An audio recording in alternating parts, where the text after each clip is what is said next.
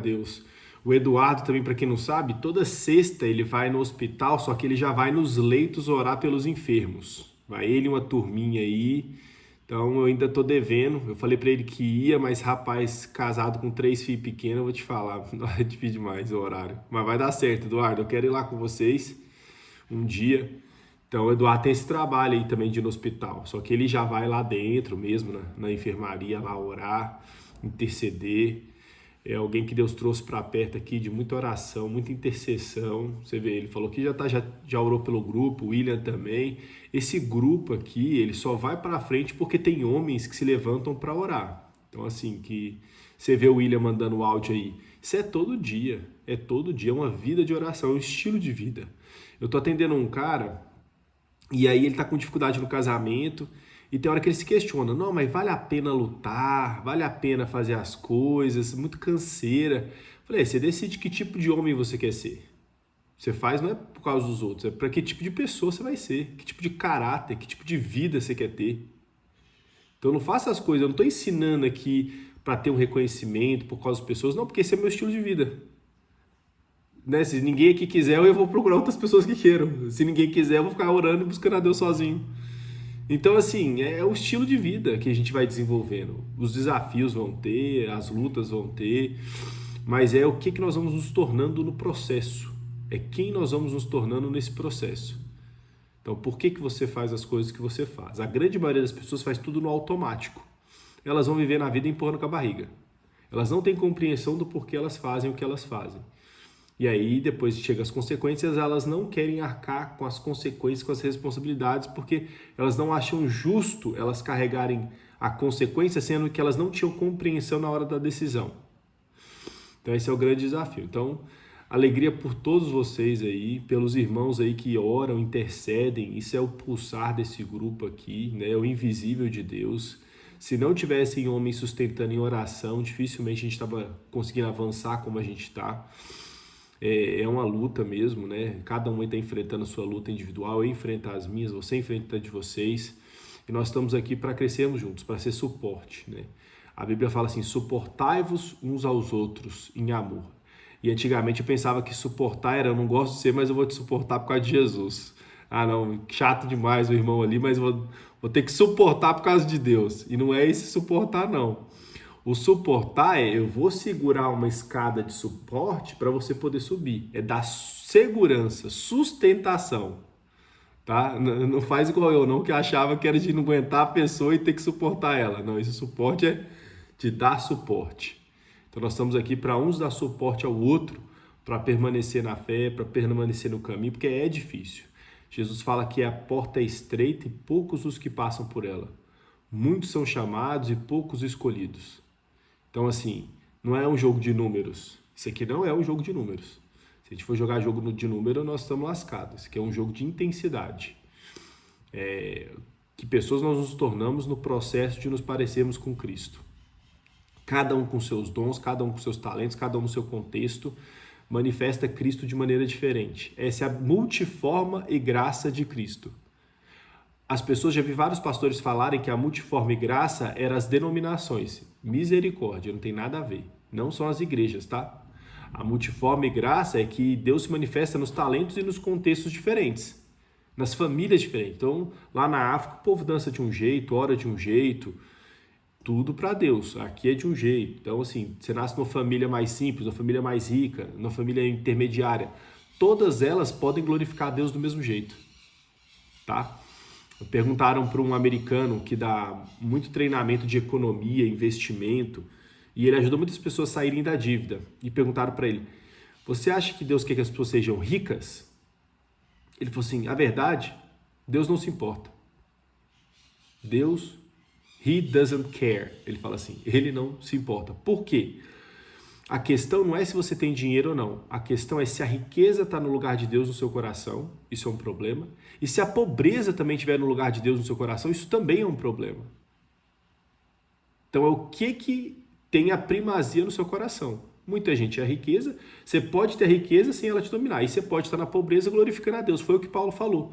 Eu aprendi o segredo de estar contente em toda e qualquer situação. Eu sei o que é ter muito, eu sei o que é ter pouco. Então, quando você lê a frase lá, é o segredo de viver contente, feliz em toda e qualquer situação. Eu sei glorificar a Deus em qualquer situação. A pessoa que sabe glorificar a Deus só quando tem dinheiro, ela está com problema. A pessoa que glorifica a Deus só quando ela está na pobreza, igual o franciscano, que tem que vender tudo, ficar pobre para poder glorificar a Deus, também é um problema. Então, toda e qualquer situação que você está, você tem que glorificar a Deus. Esse é o processo da vida. Então, Deus deixa a gente passar por várias situações para mostrar o que está no seu coração. Tem gente que a destruição dele é ter muito. Tem gente que a destruição dele é ter pouco. Então, nós estamos aqui nesse processo para ser suporte. Eu tenho um amigo em comum com o William Miranda aqui, que é o Pablo, que eu discipulei ele por muito tempo, e no começo do discipulado, ele vive me mandando vídeo. Vídeo de testemunho, vídeo de pregação, vídeo de não sei o quê. Aí um dia eu falei para ele assim, ô Pablo, rapaz, eu quero ver o dia que você vai me contar os seus testemunhos. Aí ele abaixou a cabeça e falou assim, é verdade. Porque a gente às vezes quer aprender muito, ver muito dos outros e os nossos. Né? O que Deus está fazendo hoje na minha vida e na sua vida? Né? O que nós estamos fazendo aqui? Então é importante a gente entender isso. Eu vou contar duas coisas que aconteceram essa semana comigo para ver se edifica vocês, assim como me edificou. A primeira delas é que no consultório, eu atendendo pessoas, apareceu para mim, eu vou até depois, se vocês quiserem, a nível de curiosidade, pode pesquisar. Apareceu para mim um paciente chamado Michael, lá de Teófilo Otoni, e ele, talvez depois ele até entre no grupo, não sei, mas por enquanto ele ainda está no hall de pacientes, né? E aí ele é um dos QIs mais altos que eu atendi até hoje, ele fez teste QI, é muito alto, e ele é bicampeão mundial de lapidação de pedras preciosas, por isso que ele está em Teófilo Otoni. Aí ele chegou até aí no Pablo Marçal, tem um vídeo dele com o Pablo Marçal lá e tal, mas ele estava com a vida arrebentada, da Congregação Cristã do Brasil, extremamente religioso, estuda muito a Bíblia, ora muito, e com sérios problemas ali na espiritualidade e no casamento, com uma filha. E aí ele sem saber o que fazer da vida, porque o pai dele é da congregação, e quem é da congregação, eles são muito fechados, e assim, não pode sair, se sair Deus não te abençoa, tem toda uma pressão ali psicológica violenta da congregação. E aí ele disse que orou. Então eu venho atendendo ele, atendi algumas vezes, atendi no começo da semana, e ele falou que orou, Deus, eu sei que o Senhor fala em sonhos, fala comigo, me dá uma direção, o que eu faço no meu casamento, na minha espiritualidade, igreja. E Deus deu um sonho para ele. E aí nesse sonho, ele estava subindo uma montanha, a montanha estava meio que sangrando, e ele ficou aprisionado numa cerca de madeira, e tinha um pregador diferente, ele estava se sentindo sufocado. Enfim, eu vou resumir para não tomar muito do nosso tempo. E aí veio alguém por cima com a parafusadeira e tirou ela desse sufoco, dessa prisão, dessa cerca de madeira que ele estava. Aí ele já me ligou de novo, Thomas, quero outra sessão. Aí ele marcou a sessão para me contar o sonho, para ver a interpretação do sonho. Aí eu tinha interpretação, claro, né? Desse sonho eu tinha, não é todos que eu tenho não, tá? Não é de às vezes ficar mandando sonho não, tem que saber se Deus revelar. Na minha igreja tinha muito, né? Eu tive vários sonhos, depois eu conto alguns para vocês, que Deus trouxe a revelação, a direção, mudou minha vida. Inclusive um de Divinópolis, depois eu conto para vocês. Mas nesse caso do Michael, aí no sonho ele conta que ele estava sufocando e quem apareceu para libertar ele fui eu.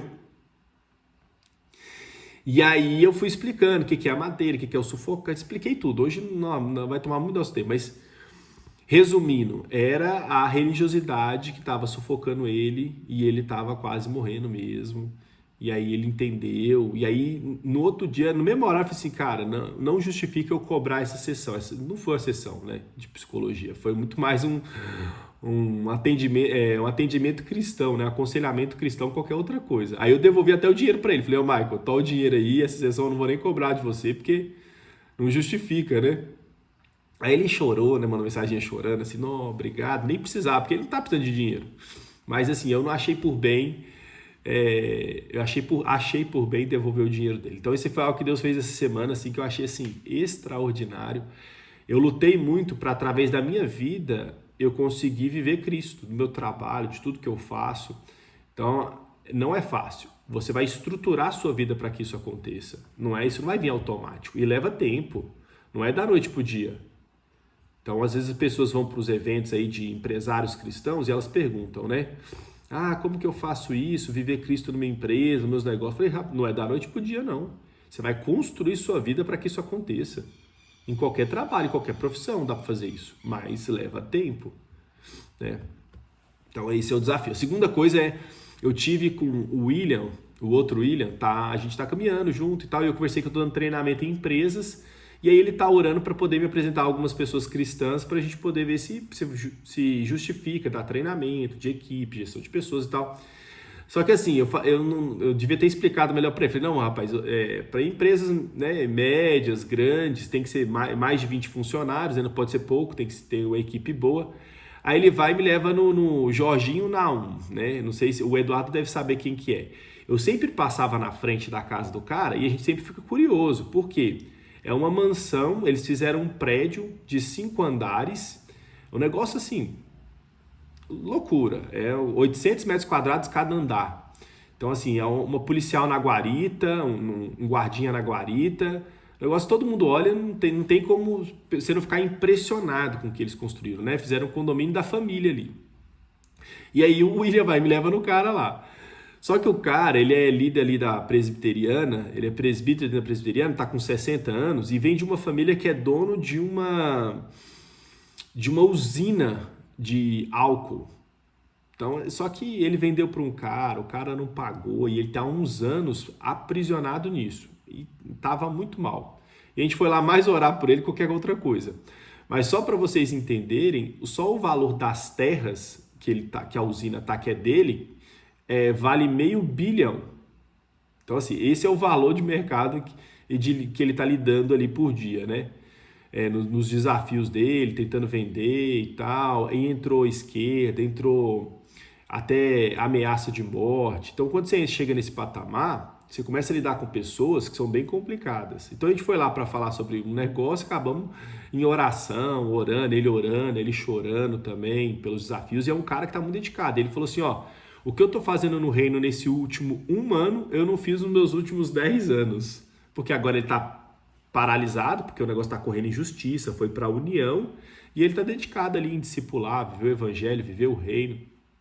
Então a gente pensa que a fase que a gente está passando está sendo difícil, mas às vezes é o que está mudando a gente, né? É o que está sendo importante para a gente conseguir lidar com os desafios. Deixa eu só mudar aqui, porque eu coloquei errado aqui, peraí. Enfim, não vou conseguir mudar agora não, peraí.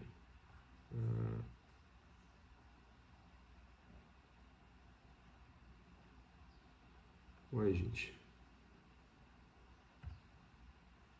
Ih, mudou o negócio aqui pra mim. Tá bom. Não tem problema não. Tá todo mundo me vendo aí, né?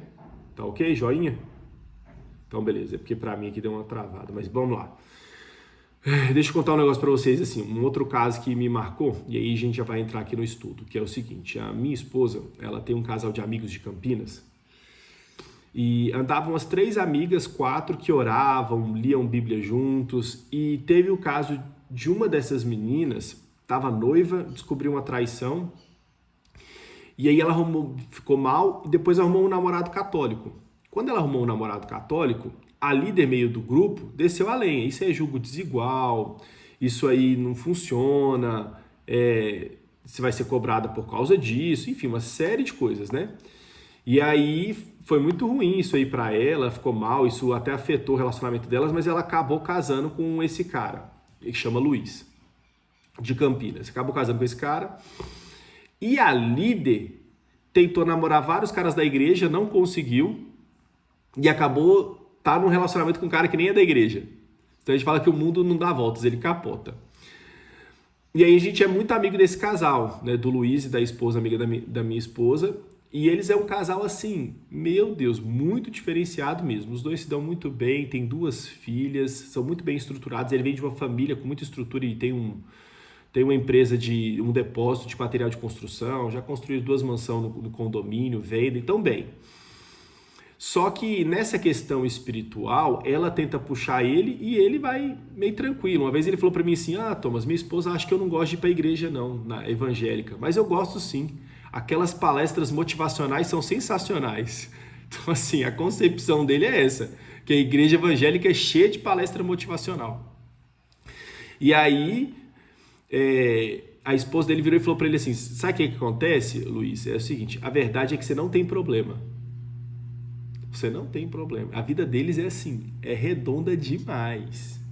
Tô falando sério, a vida deles é muito boa, assim, no sentido de casa na praia, trabalho, o ambiente que eles estão, enfim. Então, e aí ela falou isso para ele. Falou, o que eu percebo? É que a vida tá boa. Então, para que eu vou viver o evangelho? Para que eu vou me desgastar, vou lidar com pessoas que estão com dificuldade, com desafios?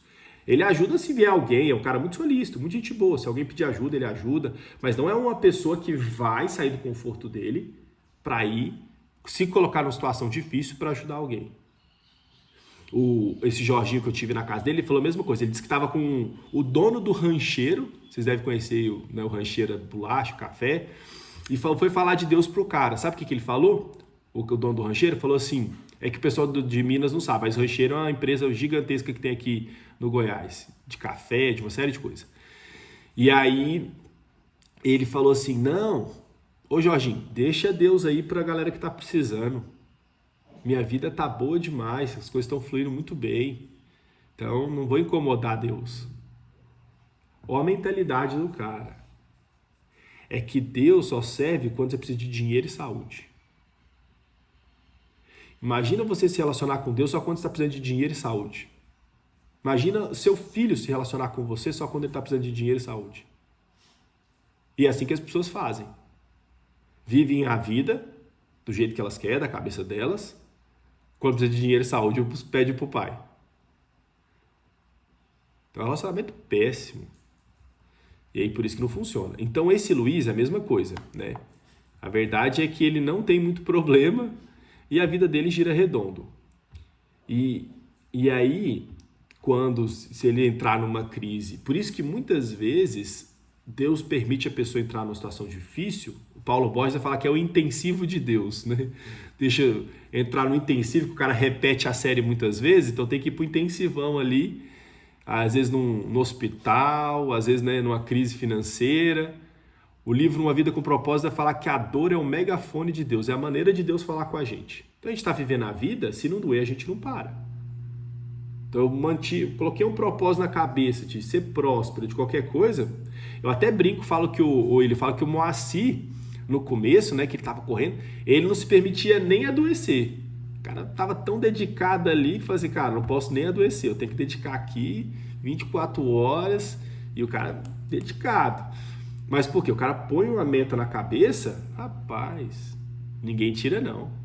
Enquanto a pessoa não, ou ela morre, eu falo isso mais do colérico, né? Eu falo que duas coisas param um colérico, ou morte ou doença, mais nada. O cara decidiu algo, acabou. O cara vai até. Aí Deus às vezes tem que dar uma parada na pessoa para a pessoa refletir qual que é o propósito da vida, senão ela não para não. E aí essas pessoas que se dedicam, acontece muito isso, sabe? Eles dedicam muito para conquistar algo. Na hora que eles conquistam, que vai usufruir o que ele conquistou, aí ele adoece tudo que não adoeceu esses anos todos. Aí vai colher consequências, desafios no casamento, na vida pessoal, na saúde, que foi o que ele não permitiu aqui atrás. Então é um desafio isso daí. Então esse Luiz é isso, tá? Que eu contei para vocês, a vida dele gira redondo e a esposa falou, verbalizou isso para ele. E aí eu vou mandar para vocês os versículos que eu quero trabalhar com vocês aqui hoje. A gente está dando uma sequência lá em Gênesis. Eu não sei se a gente vai conseguir hoje trabalhar a sequência certinho, porque acabou que eu entrei nesse tópico que Deus vem falando comigo durante a semana, mas se não der pra gente continuar o de Gênesis, a gente termina só esse daqui, o de Gênesis a gente vai semana que vem, que vai ser muito importante, espero que vocês não percam. Mas vamos lá, ó. Mandei aí no grupo, Filipenses 2, do 5 ao 11. Olha isso aqui, o oposto do que o pessoal vive, né?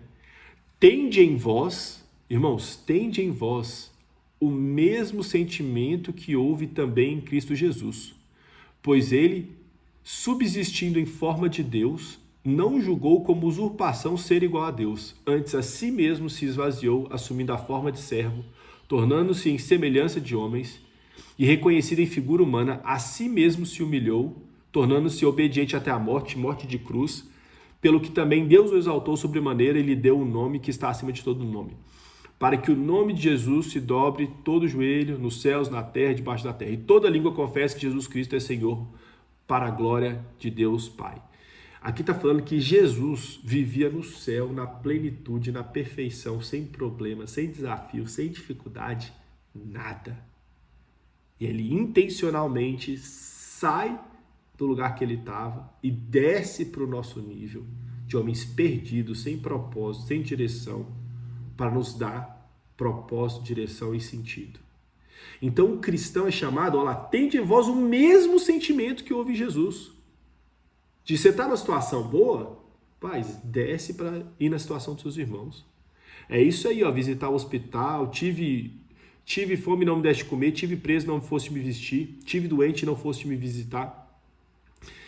Então, assim, é isso. Tende em vós o mesmo sentimento que houve em Cristo Jesus, que às vezes vem vivendo aqui, ó, uma vida plena, desce, vai de encontro aos irmãos que estão precisando. Então, um grupo aqui, no grupo tem 46 pessoas mais ou menos. Eu já comecei aqui, essa semana, foi quinta ou sexta-feira, na começo da semana eu mandei mensagem pro Léo, falei, e aí, Léo, como é que você tá e tal? Ele falou, rapaz, estou precisando de umas orientações aqui, já marquei uma chamada com ele. Léo, abre o microfone aí, compartilha um pouco aí como é que foi o nosso encontro, o que você está sentindo do grupo, compartilha com o pessoal aí um pouco.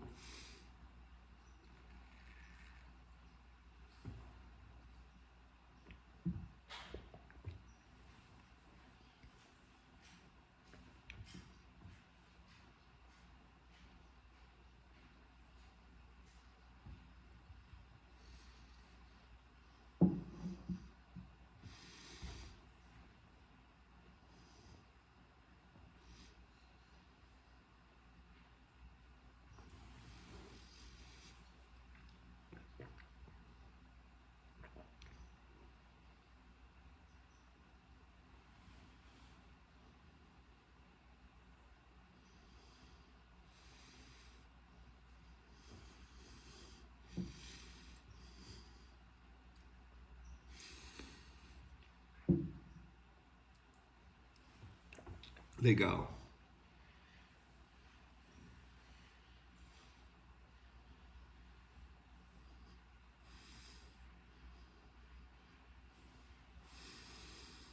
Amém, Léo. Brigadão, viu, Léo? Rapaz, assim, minha alegria ter você aqui. Você é uma testificação de que Deus está multiplicando, que é Deus que acrescenta, sabe? Então, assim, é uma alegria ter pessoas como você. Eu oro para que venham mais pessoas igual a você, que às vezes estava aí sofrendo, né, passando dificuldade e aí por falta de orientação estava caindo em situações difíceis. Depois você começa a orientar e você começa a ser canal de bênção na vida de outros. É isso aí. Você vai ser abençoado quando através da sua vida outras pessoas são abençoadas. O problema é que hoje o mundo gira muito em torno de mim. Ah, qual que é o melhor medicamento, suplementação, atividade física, a terapia. Ok, isso tudo ajuda, mas tudo gira em torno de mim. Esse processo de coaching, tudo que foi criado, esse mercado, faz a pessoa colocar o ego dela no centro de tudo. Enquanto a cura tá eu colocar o outro em primeiro lugar. Quando eu saio para servir o outro, eu sou curado. E não quando eu busco me curar. Então eu coloco minha necessidade acima de tudo. Esse é o problema. E aí as pessoas... Eu vou até fazer um vídeo sobre isso. Meu Deus, nunca houve tanto psicólogo. O Brasil acho que é o país que tem mais psicólogo no mundo. Tanto psiquiatra, tanto medicamento. E o povo está cada vez mais doente. Cada vez mais doente. Esses dias não, uns meses atrás morreu uma médica que é irmã de uma terapeuta aí, ela é filósofa. E ela falou que ela é médica, foi no plantão, para dar o plantão, teve um ataque de pânico. Eles trataram ela errado, deram medicamento ali para tentar conter ela. Ela morreu. Falou assim, ó, e minha irmã não tinha problema de saúde, trabalhava muito bem, alimentação, tudo. Só que ela perdeu para ela mesma. Teve um ataque de pânico e o hospital... Ela falou assim, ó, os hospitais não têm condição de tratar a saúde mental. Todo o protocolo deles é péssimo. Se alguém tiver, tá em maus lençóis, que o hospital não vai saber tratar. Então, esse é o desafio. Por quê? Por conta disso. As pessoas colocam muito a dor, o sentimento delas, o ego delas acima de qualquer coisa. Não que você não tenha que se tratar, a gente tem, mas eu estou falando para vocês que um dos caminhos da cura, às vezes, é ajudar o próximo. O Paulo Bosch fala muito sobre isso, né? Jó só foi curado quando Deus falou assim, ora pelos seus irmãos, pelos seus amigos. Quando o Jó, que estava numa situação terrível, acamado, quase morrendo, ele deixa a dor dele de lado, falando, não vou interceder pelos meus amigos, a cura vem para ele. Ele é curado. Então esse é o desafio. Ué, tem alguém entrando agora aqui? O que é? Ah, o Tadashi. Tinha esquecido dele. Fala, irmão. Bom dia. Na correria aí, né?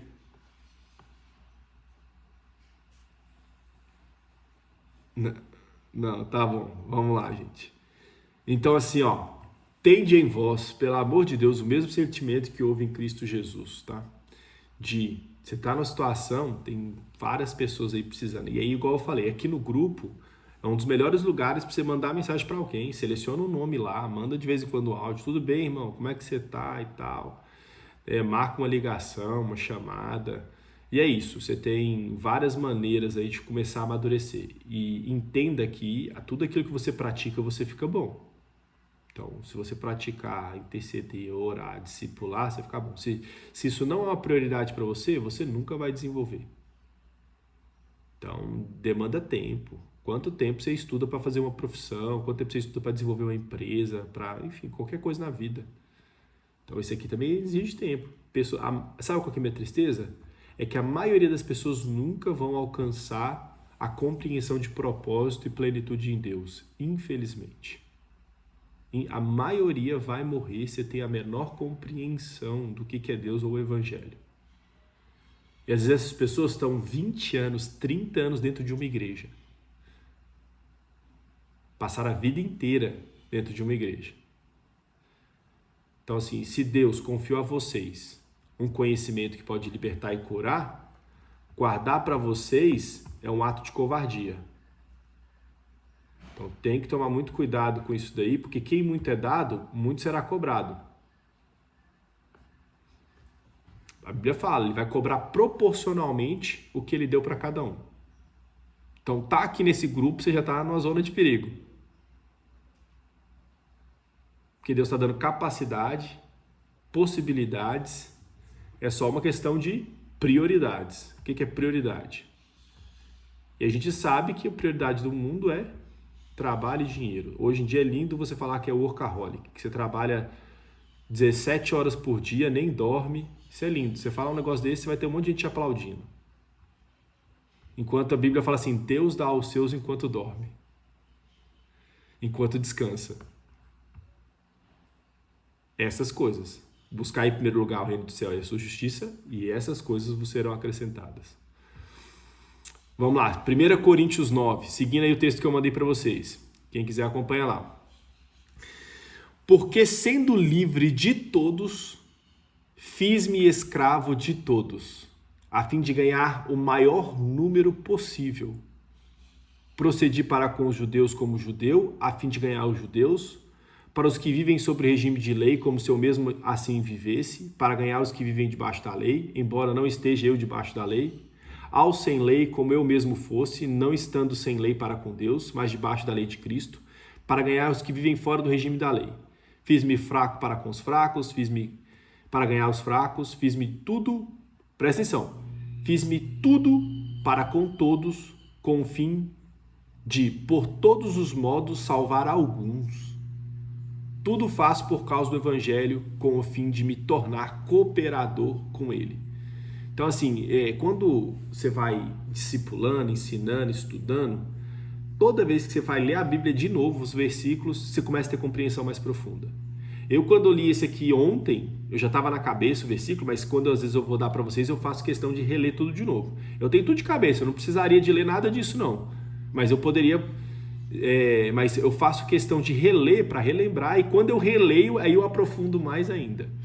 Então eu lendo esse texto aqui, meu Deus, que loucura, quando Paulo fala que me fiz debaixo da lei, mesmo não estando debaixo da lei. Ou seja, eu não preciso mais guardar a lei judaica. Mas por causa dos meus irmãos, eu vou guardar quando estiver perto deles. Foi por isso que ele circuncidou Timóteo, para poder ganhar os judeus. Mesmo ele falou assim, irmãos, não circuncida. Isso aqui não quer dizer nada. Só que se eu precisar ganhar meus irmãos, eu vou fazer. Então, olha o esforço que a pessoa faz para levar o evangelho para o próximo. E aí ele fala, fiz de tudo para com todos, para poder salvar alguns. Meu Deus do céu, nós estamos falando de Paulo. Então imagina você. Se você não fizer de tudo para com todos, não sei nem se alguns a gente consegue salvar. A gente vai se desgastar, vai chegar à conclusão que ninguém muda e que eu me desgastei. Eu já vi vários líderes assim. Dedicarem anos para evangelizar, discipular. No final da vida eles falam assim, não adiantou de nada, ninguém mudou. Desperdicei minha vida. Tô falando sério. Tem muita gente que chega no final e cansa. Por isso que a Bíblia fala assim, irmãos, não canseis de fazer o bem. Porque fazer o bem cansa. Não canseis de fazer o bem. Fazer o bem cansa. E aí a gente precisa disso aqui. Oração, comunhão, relacionamento. Isso é o que traz leveza na caminhada. Vocês trazem leveza para a minha caminhada. A gente está aqui junto, a gente está caminhando juntos, encontros. Eu vou na casa do William, eu encontro o Eduardo aqui. Tudo isso aqui, o outro William também, a gente caminha junto. Meu Deus, isso traz alegria. Se eu tivesse só ensinando aqui, sem comunhão, ou eu ia estar fazendo para engajamento, para ter seguidores, ou eu ia me cansar e me frustrar. Então, das duas, uma. Só que isso aqui não é o discipulado, tá? Isso aqui é uma pequena parcela dele. O discipulado acontece mais profundamente quando a gente se encontra, a gente está junto, ou né, no online aí, às vezes a gente pode encontrar. Mas o evangelho é vivido diariamente, em tudo que a gente faz. Nos negócios, na família, na criação de filhos, em tudo, o tempo todo, para poder salvar alguns. Esse é o desafio. Então você viu Jesus, que saiu do trono dele para descer num nível abaixo para nos ganhar. Você vê Paulo também saindo do nível dele, descendo níveis abaixo para poder ganhar mais irmãos. Por que ele ia para a cadeia? Para ganhar quem estava preso. Não, que coisa feia, Deus não está com ele, ele foi para a cadeia. Não, foi para a cadeia porque Deus queria ganhar o irmãozinho que estava lá dentro. Por isso que a Bíblia fala que todas as coisas cooperam para o bem daqueles que amam a Deus. Amém? Então, voltando a falar aqui, ó. Não adianta vocês orarem todos os dias, não adianta a gente decorar a Bíblia se isso não se converter em frutos. Fruto fala de frutos que saltam para a eternidade, que são almas. São pessoas sendo salvas, transformadas, restauradas, libertas. Então, se todo o nosso esforço aqui não converter em frutos, então tem alguma coisa errada. Tem uma coisa muito errada. E não é fruto para mim, tá? É fruto para Cristo. Tem muita gente que faz fruto para ela. Isso é pior ainda. A Bíblia vai falar que o fruto se torna 2 vezes mais filho do inferno do que o líder. Então não é fruto para mim, não. Não é pra gente ficar dependendo de mim o resto da vida, não. Isso aqui é pra gente caminhar juntos, se tornar uma família. Cada hora um ajuda um ao outro. Continuando, João 4. Vocês costumam dizer, daqui a 4 meses teremos a colheita. Mas olhem e vejam bem os campos. O que foi plantado já está maduro e pronto para a colheita. Quem colhe recebe seu salário. O resultado do seu trabalho é a vida eterna para as pessoas. Olha o que eu falando aí. O resultado do nosso trabalho é a vida eterna para as pessoas. Nós não estamos ajudando as pessoas a terem qualidade de vida aqui. O William até postou um versículo que eu uso muito, muito mesmo, que é: se esperamos em Cristo só nessa vida, somos os mais miseráveis de todos os homens. Na versão dele está mais infelizes, mas eu uso miseráveis. O que isso quer dizer? Se a gente se reúne para buscar Jesus, para ter qualidade de vida aqui na terra, nós somos os mais miseráveis de todos. Porque Jesus quer nos dar algo muito melhor que a vida eterna. E nós estamos focando na vida aqui na terra, para ter qualidade de vida aqui. Então você é miserável por quê? Porque você conhece a Deus, conhece o que Cristo fez por você e você usa isso para ter benefício aqui na terra e não para levar salvação para os seus irmãos. Então, quem não conhece vai ter menos juízo do que quem conhece e não pratica.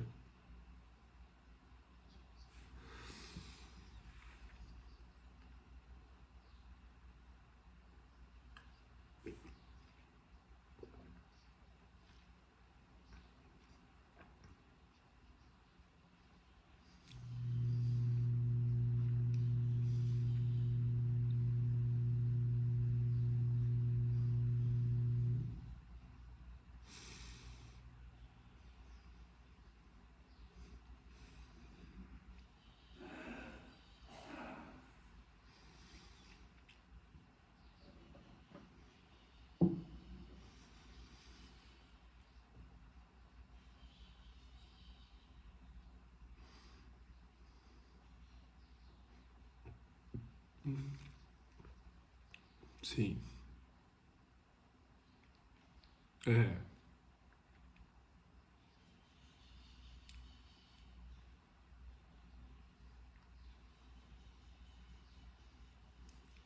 Sim.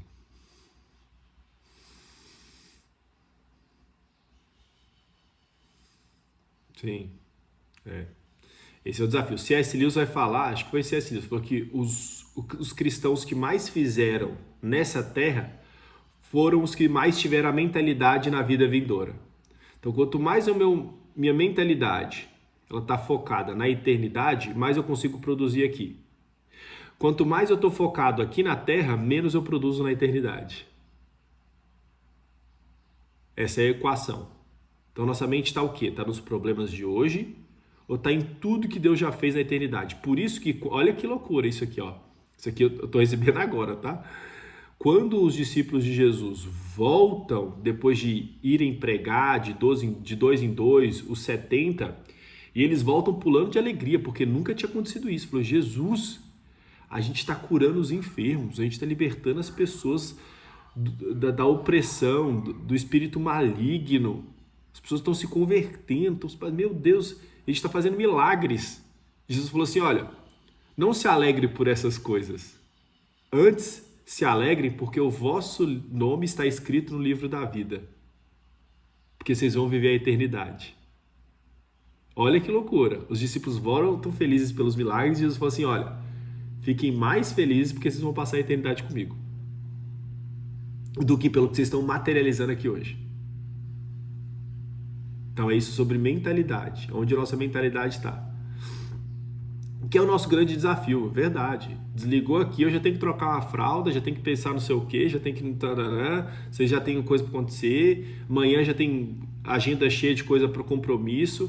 Por isso que eu falo, estruturar a sua vida para que glorifique a Deus, meu Deus, por isso que quanto mais o tempo passa, mais grato a Deus eu fico, porque mais um pouquinho eu consigo avançar nisso. Para eu chegar hoje, estar no consultório, atender pessoas e poder abençoar elas com a minha profissão, meu Deus do céu... Foi assim uma longa caminhada aí de renúncia, de dedicação, de escolhas que me proporcionaram estar vivendo o que eu vivo hoje, que eu me sinto extremamente realizado em poder abençoar pessoas no casamento, na vida espiritual. Gente, olha isso. Me fala qualquer psicólogo que o paciente veio trazer o sonho para o psicólogo levar a tradução. Freud tem um livro de interpretação dos sonhos, mas é muito ruim, muito fraco, muito superficial, não levou a nada. Ele escreveu os sonhos dele durante anos. Isso aqui são coisas que precisa ter o Espírito Santo para ter o discernimento. Não é conhecimento teórico. Então tem livros e livros de sonhos dos sonhos de Freud de que ele interpretava, mas é muito ruim. E aí tem a possibilidade hoje de conseguir fazer isso no espírito, meu Deus, vai deitar. Então, assim, esse é o desafio, sabe? Então, eu quero encorajar vocês a isso. Cada vez dar um passo a mais através do seu dia a dia, do seu trabalho, daquilo que você faz, glorificar a Deus. Está faltando isso. Eu falei isso pro Jorginho, né, que é o lá da usina de Santa Helena. Falei, rapaz, está faltando referencial. Por conta da igreja ter aberto essa lacuna, os jovens estão se perdendo, porque os jovens, muito jovem não quer ir para a igreja, não quer ser pastor, não quer ser missionário, não quer tocar na banda do louvor. Cara, eu não quero fazer nada daquilo. Eu quero ser empresário. Aí qual o referencial de empresário cristão tem? Pouquíssimos. Que a gente se centraliza ali tudo ali dentro. Aí os jovens estão perdidos, porque os empresários que eles veem estão fora da igreja, que são bem-sucedidos, ficam viajando, têm uma prosperidade maior. Eu não quero ser igual ao meu pai, eu vejo meu pai frustrado no trabalho, servindo na igreja. Então eu vou querer o que estão me oferecendo ali fora. Aí por conta dessa lacuna, entrou aí os coaches a lá Pablo Marçal, que começa a falar de Deus, de prosperidade, e que tá tudo bem, que Deus dá um aval e apoia tudo aquilo ali, mas da pior maneira possível. Então a igreja abriu essa lacuna. Então falta pessoas que entendam isso e pratiquem. Eu sempre indico o livro, que é o do suíço, né, Darrell Miller, chamado Vocação, que ele vai falar só sobre isso. Então tem pessoas já há muitos anos na frente. Então a gente tem que aprender com quem já caminhou, do que fazer da cabeça. A chance de dar errado é muito grande, por isso que serve a comunhão. Para glorificar. Agora, o desafio de fazer com Deus é uma luta interna. Por quê? Porque nem sempre o que é ter lucro para nós é ganho para Deus. Então, às vezes, a gente tem prejuízos para ter ganhos espirituais. E nem todo mundo está disposto para isso. Na grande maioria não está disposta. Então, o grande desafio é esse. Sabe qual que é o maior medo dos cristãos? Vou ser sincero com vocês. O maior medo dos cristãos que buscam a Deus é talvez descobrir que o que Deus quer para eles não é o que eles querem para eles mesmos. Deus fala assim, isso que você está buscando não é o que eu quero para você, eu quero outra coisa. Então muitos nem ousam perguntar. Não, esse quesito aqui eu nem pergunto para Deus. Eu faço todo o resto. Ajudo o órfão, necessitado, todo o resto eu faço. Mas isso aqui, essa área aqui, eu nem pergunto. Nem entra na cabeça. Por quê? Porque é muito difícil. Por que muita gente, às vezes, intelectual não converte, que estuda muito? Porque, às vezes, é reconhecer que todo o estudo dela, todo aprendizado, todo o tempo dedicado não serviu de quase nada, se comparado com o reino e com o evangelho. Aí é a morte do intelecto. Por isso que a Bíblia fala que tem que morrer para nascer de novo. O que tem que morrer? Tudo que eu me esforcei ao longo da vida para aprender, cara, não serve de nada comparado ao evangelho. Por isso que Paulo fala que considera tudo como esterco. Esterco. Eu considero tudo que eu conheci, tudo que eu aprendi como esterco para alcançar Cristo. Essa é a palavra que Paulo usa. Agora, a gente tem condição de fazer isso? Gente, pelo amor de Deus, né? Nós estamos longe de ser Paulo. Então, a gente precisa um dos outros aqui para a gente estar sempre lembrando, para não esquecer, para avançar um pouquinho mais. Esse é o nosso esforço e nosso empenho aqui. Nos ajudarmos a perseverar e permanecer, porque não é fácil. Por isso que a Bíblia vai dizer que é melhor ser dois do que um. Porque se um cair, o outro levanta. Mas ai daquele que cair e não tiver ninguém para levantar. Esse é o problema de andar sozinho, que eu falo para vocês. Esse é o problema de andar sozinho. Que na hora que a gente estiver no dia mal, não vai ter ninguém para nos dar a mão. E é perigoso a pessoa não conseguir se reerguer espiritualmente falando. Conheço vários que não se reergueram. Porque andou muito sozinho. Lia sozinho, estudava sozinho, orava sozinho, tudo sozinho. Por isso que eu falo, tudo que nós fazemos, se não materializar em comunhão, relacionamento e outras pessoas sendo convertidas e transformadas, nós estamos fazendo alguma coisa errada.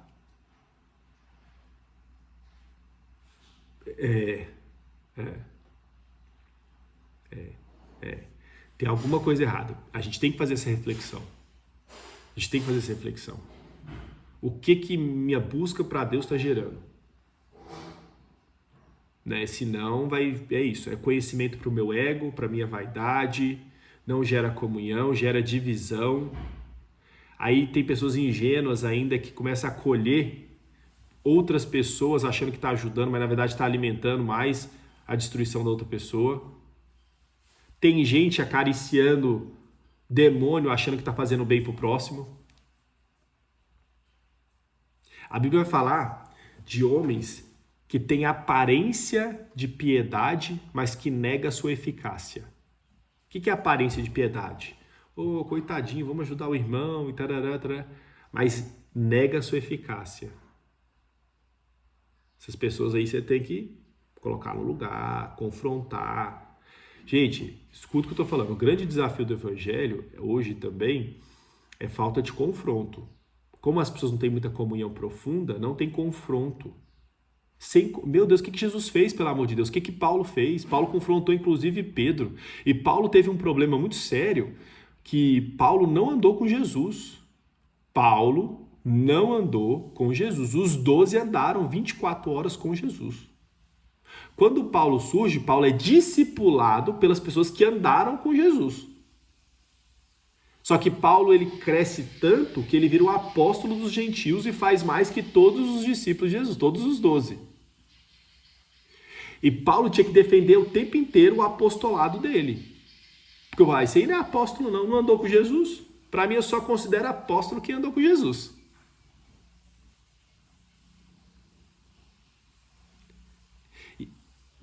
E aí Paulo fala assim, vocês são o selo do meu apostolado. A transformação na vida de vocês é a testificação que Deus está comigo. Senão ele não estaria comigo não. Então isso, o que testifica que Deus está com as pessoas? Se tem pessoas caminhando com elas, sendo transformadas, mudadas. E de novo, discípulo de Jesus, não delas. Tem muita gente acumulando gente falando que é discípulo de Jesus, mas como que eu vou testar se a pessoa é discípula de Jesus ou de um sistema religioso? Bem simples. Vou te falar. Eu estava em Belo Horizonte e eu gosto muito das igrejas que tem em BH. A melhor, a menos ruim, é a IBC, a Batista Central. Por quê? Porque ela é muito focada em relacionamento, em célula, a igreja que foca muito nisso, em grupos pequenos. E aí a filha da Jaqueline, a Sara, era de lá, líder de lá, ganhava muitas meninas para Jesus. Oh, meu Deus. Vamos uma pausa aqui para os cachorros. E aí ela ganhava muitas meninas para Jesus e liderando a célula em Belo Horizonte, aquela coisa, ela é psicóloga hoje. E eu falei para ela assim, Sara, fico feliz pelo seu trabalho, pelo seu esforço e tal, mas você é refém desse método, desse sistema.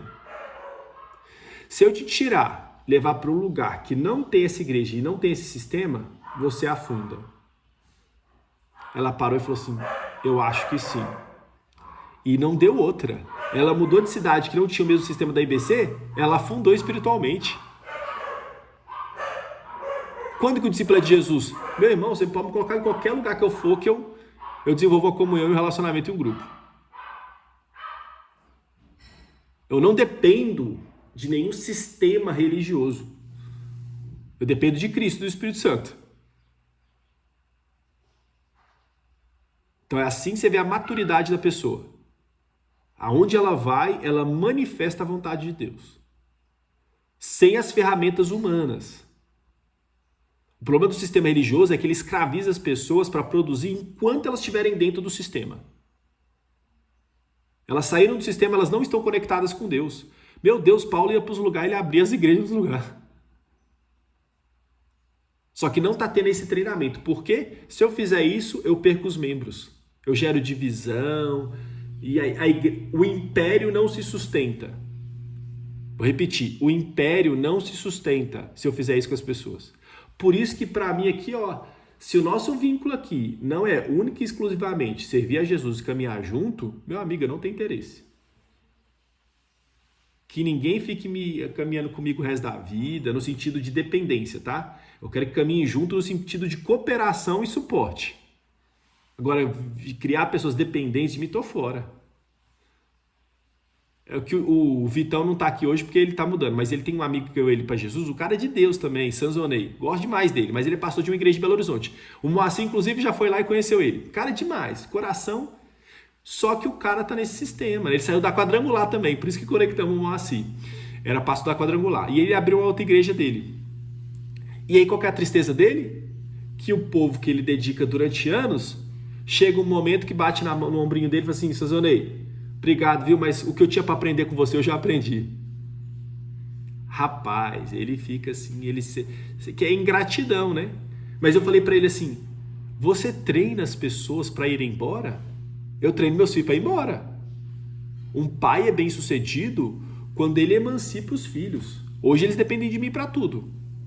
Mas eu vou ser um pai bem sucedido quando eles não dependerem de mim para nada. O nosso relacionamento hoje é de dependência.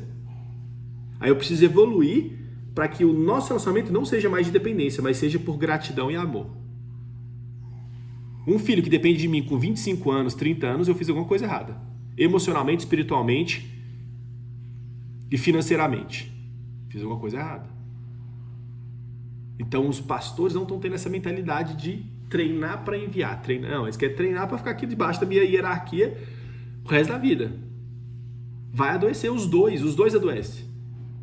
Quem está em cima, criando um monte de bebezinho, me dá. E quem está embaixo que não se sente capacitado para frutificar. Aí gera divisão.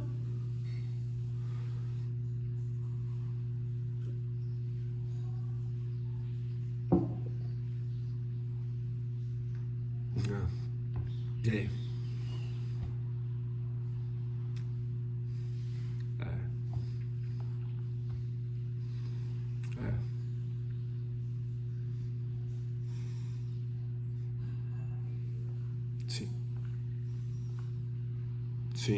Sim. É isso aí. Falta 4 minutos, só para finalizar. Jesus vai falar sobre a parábola do construtor. Ele fala assim, ó, todo mundo que vai construir algo, o Tadashi está aqui que é engenheiro, ele calcula primeiro se eu vou dar conta de terminar essa obra. Se eu não der conta de terminar e parar no meio do caminho, as pessoas vão parar na rua e falar assim, olha o cara ali, começou a construir e não terminou. Vão zombar dele. Aí Jesus fala assim, a mesma coisa o evangelho. Se você entrar no evangelho e não estiver disposto a dar tudo que você tem, as pessoas vão zombar de você. Então calcule bem se você quer entrar no evangelho, para não virar chacota, não virar escândalo. O cara começou a seguir Jesus, já parou ali e viu, não dá conta não. Então tem que calcular. Isso aqui, ó, eu não estou enganando ninguém. Aqui tem 46 pessoas no grupo, aqui hoje tem 7 ao vivo.